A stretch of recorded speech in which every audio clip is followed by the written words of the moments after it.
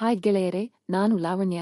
ನಾನು ಹಳ್ಳಿಯಲ್ಲಿ ವಾಸವಾಗಿದ್ದು, ಒಂದು ದಿನ ಮನೆಯಲ್ಲಿ ನಡೆದ ಘಟನೆಯನ್ನು ನಾನು ನಿಮಗೆ ಹೇಳುತ್ತೇನೆ. ನಾನು ಮತ್ತು ಪ್ರಸಾದ್ ಚಿಕ್ಕಂದಿಯಿಂದಲೇ ಒಟ್ಟಾಗಿ ಬೆಳೆದಿದ್ದೆವು. ಪ್ರಸಾದ್ ನಮ್ಮ ಮಾವನ ಮಗನಾಗಿದ್ದು, ನಮ್ಮ ಏರಿಯಾದಲ್ಲಿಯೇ ಅವರ ಮನೆಯೂ ಇದೆ. ಹೀಗಾಗಿ ನಾವು ಅವರ ಮನೆಗೆ ಹೋಗುವುದು, ಅವರು ನಮ್ಮ ಮನೆಗೆ ಬರುವುದು ಸಾಮಾನ್ಯವಾಗಿತ್ತು. ನಾನು ಪ್ರಸಾದ್ ಜೊತೆ ಬೆಳೆದ ಕಾರಣ ನಮ್ಮ ನಡುವೆ ತುಸು ಸಲುಗೆ ಕೂಡ ಇತ್ತು. ಹೀಗಾಗಿ ನಾವಿಬ್ಬರೂ ಶಾಲೆಗೆ ಜೊತೆಯಾಗಿ ಹೋಗಿ ಬರುತ್ತೆವು. ಹೀಗೆಯೇ ನಾವು ಕಾಲೇಜಿನಲ್ಲಿ ಒಬ್ಬರಿಗೊಬ್ಬರು ಪ್ರೀತಿಸಲು ಶುರುಮಾಡಿದೆವು. ಹೀಗೆ 2-3 ವರ್ಷ ಪ್ರಿಯತೆ ನಡೆಯಿತು.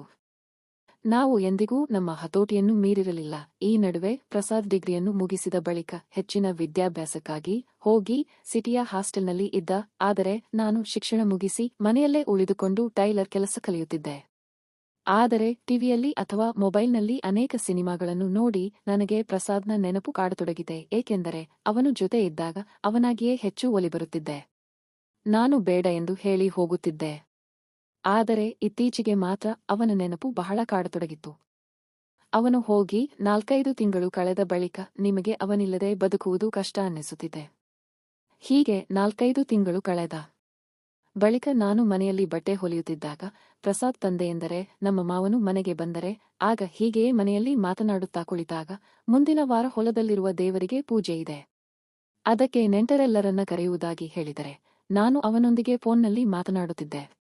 ಆದರೆ ನನ್ನಿಂದ ಅವನ ಓದು ಹಾಳಾಗಬಾರದು ಅಂತ ಉದ್ದೇಶದಿಂದ ನಾನು ಅವನೊಂದಿಗೆ ಕಡಿಮೆ ಮಾತನಾಡುತ್ತಿದ್ದೆ. ಫೋನ್ನಲ್ಲಿ ಮಾತನಾಡುವಾಗಲೂ ಸಹ ಜಾಸ್ತಿ ಮಾತನಾಡುತ್ತಿರಲಿಲ್ಲ. ಅವನ ಓದಿನ ಬಗ್ಗೆ ನಾನು ಹೆಚ್ಚು ಕೇಳುತ್ತಿದ್ದೆ. ಆದರೆ ನನ್ನ ಮನಸ್ಸಿನ ಭಾವನೆಗಳನ್ನು ಯಾರಿಗೂ ಹೇಳಿಕೊಂಡಿಲ್ಲ. ಹೀಗಾಗಿ ನಮ್ಮ ಭವಿಷ್ಯ ಚೆನ್ನಾಗಿ ಇರಲೆಂದು ನಾನು ನನ್ನ ಕನಸುಗಳನ್ನು, ಆಸೆಗಳನ್ನು, ಭಾವನೆಗಳನ್ನು ಮುಚ್ಚಿಟ್ಟುಕೊಳ್ಳುತ್ತಿದ್ದೆ. ಹೀಗೆ ಒಂದು ದಿನ ಮಾತನಾಡುವಾಗ ದೇವರ ಪೂಜೆ ದಿನ ಬಂದು ಹೋಗುವುದಾಗಿ ಹೇಳಿದ. ನನ್ನ ಖುಷಿಗೆ ಪಾರವೇ ಇರಲಿಲ್ಲ. ಕೊನೆಗೂ ಆ ದಿನ ಬಂದೇ ಬಿಟ್ಟಿತ್ತು. ನಾನು ಇಷ್ಟಪಡುವ ಪ್ರಸಾದ್ 4 ದಿನ ರಜೆ ಹಾಕಿ ಮನೆಗೆ ಬಂದು ಬಿಟ್ಟಿದ್ದೇವೆ. ನಾವು ಮೊದಲಿನಂತೆ 1-2 ದಿನ ಉರಿಸುತ್ತಿದ್ದೇವೆ. ಆದರೆ ಹೀಗೆ ಖುಷಿಯಾಗಿ ಇದ್ದಾಗ ನನ್ನ ಹೃದಯ ಒಡೆಯುವಂತಹ ಒಂದು ಘಟನೆ ನಡೆಯಿತು. ಅದೇನು ಎಂದರೆ, ಹೊಲದಲ್ಲಿ ಪೂಜೆಯ ದಿನ ನಾನು ಅವನ ಮನೆಗೆ ಹೋಗಿದ್ದೆ. ಅವನ ಮನೆಗೆ ಸಾಕಷ್ಟು ನೆಂಟರು ಬಂದಿದ್ದಾರೆ. ಆದರೆ ಅವನು ಮಾತ್ರ ಒಂದು ಹುಡುಗಿಯೊಂದಿಗೆ ಮಾತನಾಡುತ್ತಾ ಕುಳಿತಿದ್ದ. ಅವಳು ಕೂಡ ಅವನಿಗೆ ಅತ್ತೆಯ ಮಗನಾಗಿದ್ದಳು. ಅವಳು ತನ್ನ ಸೀಳೆ ಕಾಣುವಂತೆ ಅವನ ಮುಂದೆ ಕೂತಿದ್ದಾಳೆ. ಅವನು ಅದನ್ನೇ ನೋಡುತ್ತಾ ಕೂತಿದ್ದ. ಆದರೆ ಅವರ ನಡುವಿನ ಸಂಭಾಷಣೆ ಇಲ್ಲ. ಇದನ್ನು ಕಂಡ ನನಗೆ ಕೆಂಡದಷ್ಟು ಕೋಪ ಬಂದಿತ್ತು.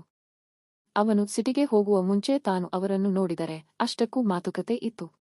ಆದರೆ ಈ 4 ಕೂರು ಎಡವಿದಾಗ ಅವನ ಬದಲಾವಣೆ ನನ್ನೊಳಗೆ ಕಣ್ಮರೆಯಾಗಿ ಬಂತು. ಏಕೆಂದರೆ ಅವನು ಅವಳ ಊರಿನಲ್ಲಿಯೇ ಕಾಲೇಜಿಗೆ ಸೇರಿದ್ದನು. ಹೀಗಾಗಿ ನನಗೆ ಅವರಿಬ್ಬರ ಮೇಲೆ ಅನುಮಾನ ಬರಲು ಶುರುವಾಯಿತು. ಆ ದಿನ ನಾನು ಅವನನ್ನು ಮಾತನಾಡಿಸಲು ಹೋಗಲೇ ಇಲ್ಲ. ಆದರೆ ಅವನು ಮಾತ್ರ ಆಕೆಯೊಂದಿಗೆ ಹರಟೆಯನ್ನು ಹೊಡೆಯುತ್ತಿದ್ದ. ಆಗ ನನ್ನ ಮನಸ್ಸಿನಲ್ಲಿ ಎನಿಸಿದ್ದು ಏನು ಎಂದರೆ, ಇವರನ್ನು ಹೀಗೆ ಬಿಟ್ಟರೆ ನನಗೆ ಕಂಟಕ ಎಂದು ವಿಚಾರ ಮಾಡಿದೆ. ಕೊನೆಗೆ ನಾನು ಅವರಿಗೆ ಚಹಾ ಕೊಡುವ ನೆಪದಲ್ಲಿ ಆಕೆಯನ್ನು ಮಾತನಾಡಿಸುತ್ತಿದ್ದೆ.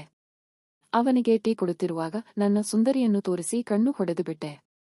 ಅವನು ನನ್ನನ್ನು ನೋಡುವ ಬದಲು ಅದನ್ನೇ ನೋಡುತ್ತಿದ್ದ. ಆಗ ನಾನು ಟೀ ತಗೊಳ್ಳೋದನ್ನು ಆಮೇಲೆ ನೋಡುವಂತೆ ಎಂದು ಹೇಳಿದೆ. ಆಗ ಅವನು ಮತ್ತೆ ನೋಡುವುದು ಬಿಟ್ಟು ಸುಮ್ಮನಾದ. ಹಾಗೆ ಅವರಿಬ್ಬರ ಮಾತುಕತೆ ನಡೆಯುತ್ತಲೇ ಇದ್ದವು. ಆದರೆ ಅವನು ನನ್ನಿಂದ ದೂರವಾಗುತ್ತಿದ್ದಾನೆ ಎಂಬ ಭಾವನೆ ನನ್ನ ಮನಸ್ಸಿನಲ್ಲಿ ಇದ್ದಳು. ಆದರೆ ನಾನು ಮಾತ್ರ ಏನಾದರೂ ಮಾಡಿ ನನ್ನ ಹುಡುಗನನ್ನು ಉಳಿಸಿಕೊಳ್ಳಬೇಕು ಎಂದು ದೃಢ ನಿರ್ಧಾರ ಮಾಡಿದ್ದೆ. ಮರುದಿನ ಅವರ ಹೊಲದಲ್ಲಿ ದೇವರ ಅಭಿಷೇಕ ಕಾರ್ಯಕ್ರಮ ಶುರುವಾಗಿತ್ತು. ಈ ನಡುವೆ ನಾನು ಯಾವುದೋ ಕಾರಣಕ್ಕೆ ಮನೆಗೆ ಹೋಗಬೇಕಾಗಿ ಬಂದೆ. ಆವಾಗ ನಾನು ಅವನಿಗೆ ಮನೆಗೆ ಕರೆದುಕೊಂಡು ಹೋಗುವಂತೆ ಹೇಳಿದಾಗ ಅವನು ಮೊದಲಿಗೆ ಬರುತ್ತೇನೆ ಎಂದನು. ಆಮೇಲೆ ಆ ಹುಡುಗಿ ತಾನು ಬರ್ತೀನಿ ಎಂದು ಹೇಳಿದಳ. ಕೊನೆಗೆ ಅವಳ ಅಮ್ಮ ದಾರಿ ಸರಿ ಇಲ್ಲ, ಇಬ್ಬರೇ ಹೋಗಿ ಬರಲಿ ಎಂದಾಗ ಅವಳು ಸರಿ ಎಂದು ಹೇಳಿದಳೆ. ಆದರೆ 2-3 ದಿನಗಳಿಂದ ಅವಳ ವರ್ತನೆ ಕಂಡು ನನಗೆ ಕೋಪ ಬಂದಿತ್ತು. ಅವಳು ಯಾವಾಗಲೂ ನನ್ನ ಹುಡುಗನ ಜೊತೆಗೆ ಇರುತ್ತಿದ್ದಳು, ಪಕ್ಕದಲ್ಲಿ ಅಂಟಿಕೊಂಡೇ ಕೂರುತ್ತಿದ್ದಳು. ಇವನು ಕೂಡ ಖುಷಿಯಿಂದ ಹರಟೆ ಹೊಡೆಯುತ್ತಿದ್ದ. ಆದರೆ ಇದು ಹೆಚ್ಚು ನನಗೆ ಸರಿಯಲ್ಲ ಎಂದು ಎನಿಸತೊಡಗಿತ್ತು. ಹೀಗಾಗಿ ನಾನು ಗಾಡಿ ಮೇಲೆ ಸ್ವಲ್ಪ ದೂರ ಬಂದ ಮೇಲೆ ಅವಳ ಬಗ್ಗೆ ಕೇಳಿದೆ. ಆವಾಗ ಅವನು ನನ್ನ ಮಾತ್ರ ಪ್ರೀತಿಸುತ್ತಿರುವುದಾಗಿ ಹೇಳಿದರು. ಆದರೆ ಅವನನ್ನು ನಂಬಲು ನನಗೆ ಅಸಾಧ್ಯ ಎನಿಸಿತು. ಕೊನೆಗೆ ಮನೆಗೆ ಬಂದ ಮೇಲೆ ಅವನಿಗೆ ತಿನ್ನಲು ಸೇಬು ಹಣ್ಣು ಕೊಟ್ಟು ನಾನು ಶೌಚಕ್ಕೆ ಹೋದೆ. ಹೀಗೆ ಹೋದಾಗಲೇ ನನಗೆ ಒಂದು ಉಪಾಯ ಹೊಳೆದಿತ್ತು. ಆಮೇಲೆ ಹೊರಗೆ ಬಂದ ಮೇಲೆ ನಾನು ಸೇಬು ಹಣ್ಣನ್ನು ತಿನ್ನುತ್ತಾ ಹಣ್ಣಿನ ರುಚಿ ತುಂಬಾ ಚೆನ್ನಾಗಿದೆ ಎಂದು ಹೇಳಿದೆ. ಆಗ ಅವನು ನನ್ನ ತಿರಸ್ಕಾರ ಭಾವನೆಯಿಂದ ನನ್ನನ್ನು ನೋಡಿ ನನಗೆ ದುಃಖ ತಾಳಲಾರದೆ ಅಲ್ಸೋ ನಿನಗೆ ಏನಾಗಿದೆ? ಯಾಕೆ ನನ್ನಿಂದ ದೂರವಾಗ್ತಾ ಇದ್ದೀಯಾ? ನಾನು ಏನಾದರೂ ಮೋಸ ಮಾಡಿದ್ದೀನಿನಾ? ಯಾಕೆ ನನಗೆ ಹೀಗೆ ಮಾಡ್ತಾ ಇದ್ದೀಯಾ ಎಂದು ಅಳತೊಡಗಿದೆ. ಆಗ ಅವನು ಇಲ್ಲ ಹಾಗೆ ಏನಿಲ್ಲ, ನೀನು ಏನೇನೋ ತಿಳಿದುಕೊಂಡರೆ ನಾನು ಏನು ಮಾಡಲಿ ಎಂದು ಹೇಳಿ ಆಗ ನಾನು ಆ ಹುಡುಗಿಯ ಬಗ್ಗೆ ಕೇಳಿದಾಗ ಅವನು ಸುಮ್ಮನಾದ. ಅವನ ಬಳಿ ಉತ್ತರವೇ ಇರಲಿಲ್ಲ. ಕೊನೆಗೆ ನಾನು ಅವನಿಗೆ ನಾನು ನಿನ್ನನ್ನು ನೋಡಲು ಮತ್ತು ನಿನ್ನೊಂದಿಗೆ ಮಾತನಾಡಲು ಕಾಯುತ್ತಿದ್ದೇನೆ. ನೀನು ನನ್ನ ಜೀವನ ಕಣೋ. ಐ ಲವ್ ಯು, ನೀನು ನನಗೆ ಇಷ್ಟ ಎಂದು ತಬ್ಬಿದೆ. ಒದೆಡೆಗೆ ಪೂಜೆ ನಡೆಯುತ್ತಿತ್ತು. ಇತ್ತ ನನ್ನ ಜೀವನದಲ್ಲಿನ ಸಮಸ್ಯೆಯು ನನ್ನ ತಲೆ ಸಿಡಿಯುವಂತೆ ಮಾಡುತ್ತಿತ್ತು. ಕೊನೆಗೆ ನಾನು ಈ ವಿಷಯವನ್ನು ಹೀಗೆ ಬಿಟ್ಟರೆ ಸಮಸ್ಯೆ ಆಗುತ್ತೆ ಎಂದು ಮನದಲ್ಲಿ ಯೋಚಿಸಿ ಅವನ ಜೊತೆಗೆ ಆ ಕೆಲಸವನ್ನು ಮಾಡಿಬಿಟ್ಟೆ. ಹೊಲದ ಕೆಲಸ ಜೋರಾಗಿಯೇ ನಡೆಯಿತು, ಏಕೆಂದರೆ ಅದೆಷ್ಟೋ ವರ್ಷಗಳ ನನ್ನದರಲ್ಲಿ ನೀರು ಬಿದ್ದಿತ್ತು. ಬಂಜರು ಭೂಮಿಯಲ್ಲಿ ನೀರನ್ನು ಕಂಡು ನಾನು ಖುಷಿಯಾಗಿದ್ದೆ, ಅವನಿಗೂ ಖುಷಿಯಾಗಿತ್ತು. ಆಮೇಲೆ ಮತ್ತೆ ಹೊಲಕ್ಕೆ ಹೋದೆವು. ಹೀಗೆ ಆ ದಿನ ನನಗೆ ಇಡೀ ಜೀವಮಾನದ ಖುಷಿಯಾಗಿತ್ತು. ಹೀಗೆ ಹೋದಾಗ ಅಲ್ಲಿಯೂ ಎಲ್ಲರೂ ಖುಷಿಯಿಂದ ನೆರೆದಿದ್ದರು. ಅವರನ್ನು ಕಂಡು ನನಗೂ ಕೂಡ ಖುಷಿಯಾಯಿತು. ಆದರೆ ಆ ಹುಡುಗಿಯ ಮಾತ್ರ ನನ್ನ ಕಡೆಗೆ ನೋಡುತ್ತಿದ್ದಳ. ಆಮೇಲೆ ಅವಳು ಬಂದು ಮನೆಗೆ ಹೋಗಿ ಬರೋಕ್ಕೆ ಇಷ್ಟು ಲೇಟ್ ಆಗುತ್ತಾ? ನೀವು ಲೇಟು ಮಾಡಿದ್ರಿ ಎಂದು ಕೇಳಿದಳ. ಆಗ ನಾನು ಪ್ರಸಾದನ್ನು ಕರೆದು ಇವಳು ಏನೋ ಕೇಳುತ್ತಿದ್ದಾಳೆ ನೋಡು ಎಂದು ಹೇಳಿದೆ. ಆಗ ಅವನು ಬಂದು ಅದು ಬರುವಾಗ ಪೆಟ್ರೋಲ್ ಖಾಲಿಯಾಗಿತ್ತು. ಮತ್ತೆ ಹೋಗಿ ತಗೊಂಡು ಬರಬೇಕಾದರೆ ಇಷ್ಟು ಲೇಟ್ ಆಯ್ತು ಎಂದು ಹೇಳಿದ. ಆಗ ಅವಳು ಬೆಳಿಗ್ಗೆ ಪೆಟ್ರೋಲ್ ಹಾಕಿಸಿತ್ತು ಅಲ್ವಾ ಎಂದಾಗ ಅವನು ಸಿಟ್ಟಿಗೆದ್ದು ಗಾಡಿ ಓಡಿಸುವುದು ನೀನಾ ಇಲ್ವಾ ನಾನಾ ಎಂದು ಕೋಪಗೊಂಡೆ.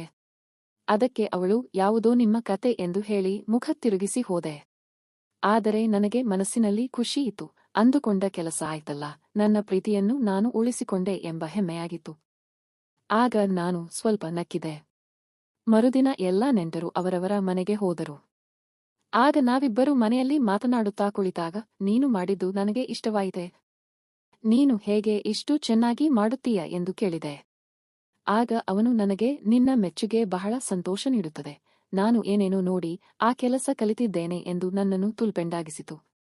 ಆದರೆ ಎಲ್ಲವೂ ನಾನು ಎಂದು ಅಂದುಕೊಂಡಂತೆ ಆಯಿತು. ಆಮೇಲೆ ಕೆಲ ವರ್ಷಗಳ ನಂತರ ನಮ್ಮಿಬ್ಬರಿಗೆ ಮದುವೆ ಮಾಡಿದರೆ ಗೆಳೆಯರೇ, ಈ ಕತೆ ಇಷ್ಟವಾಗಿದ್ದರೆ ಈ ವಿಡಿಯೋಗೆ ಒಂದು ಲೈಕ್ ಮಾಡಿ, ಚಾನೆಲ್ ಸಬ್ಸ್ಕ್ರೈಬ್ ಮಾಡಿಕೊಳ್ಳಿ. ಧನ್ಯವಾದ.